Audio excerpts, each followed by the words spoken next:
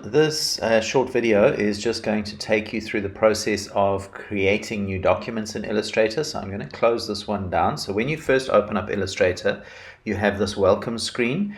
Some people don't like it and they get rid of it. I think it's quite useful, so you will see this.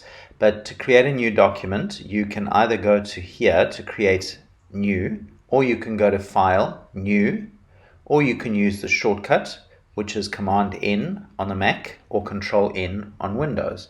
So create new, and you will be presented with this workspace. So I'm going to talk you through it, and I'd like you to follow along so that you create the same kind of document.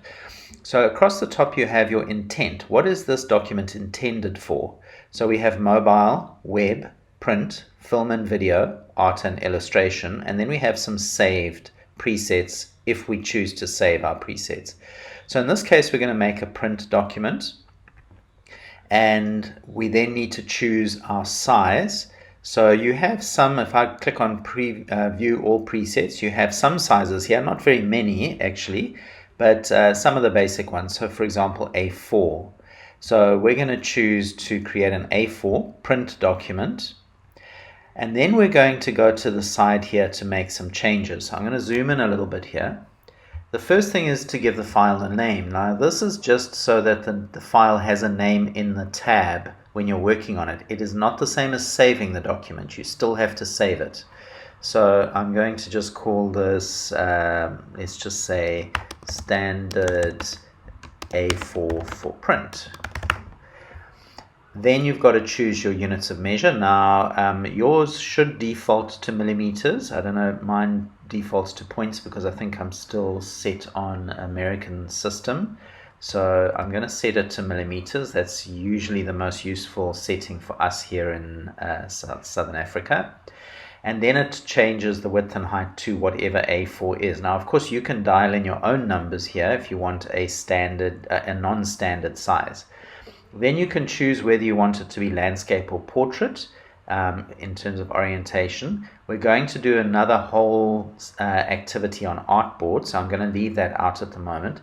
Then you have your bleed settings. So the bleed is of course the area around your document to which all your artwork must bleed to, so that when it's printed and it gets cropped, you don't get any little white hairline edges because the crop blades move around a little bit and the paper also moves around a little bit.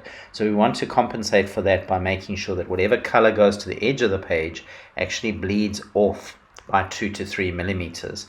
Usually a safe bleed is 3 millimeters. Some printers only require a 2 millimeters, so you would need to check with your printer as to what bleed they require. Some of the really old printing houses require even a 5 millimeter bleed, but that's unusual these days. All right, then I'm going to go down to the advanced options here, and you will see that you have color mode. Now we will be covering color modes in a later learning unit, but at the moment don't touch this because it's been set up for you. You chose print, and so Illustrator knows that for print we need CMYK color and we need 300 ppi as a resolution for any raster effects. So everything else is set up for us. We're good to go. We're going to say create. And now we have our A4 portrait document with our 3 millimeter bleed line. That's the red line around it.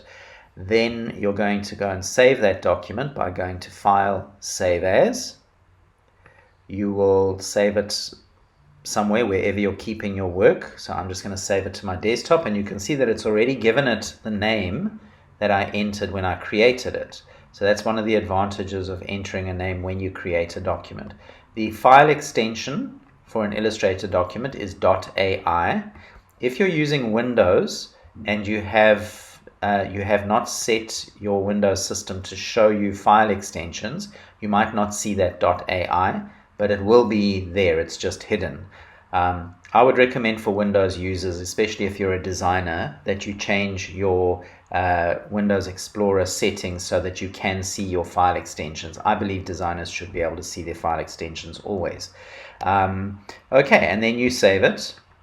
And when you get this huge big dialog box, just accept it the way it is. You don't want to mess with it unless you're saving for a previous version. So for example, if someone has an older version of Illustrator, you might want to go back to a previous version to save it so that they can read this document. But otherwise, leave everything as it is and OK, and save it. I hope you've enjoyed this video. Please subscribe to my YouTube channel and see you next time.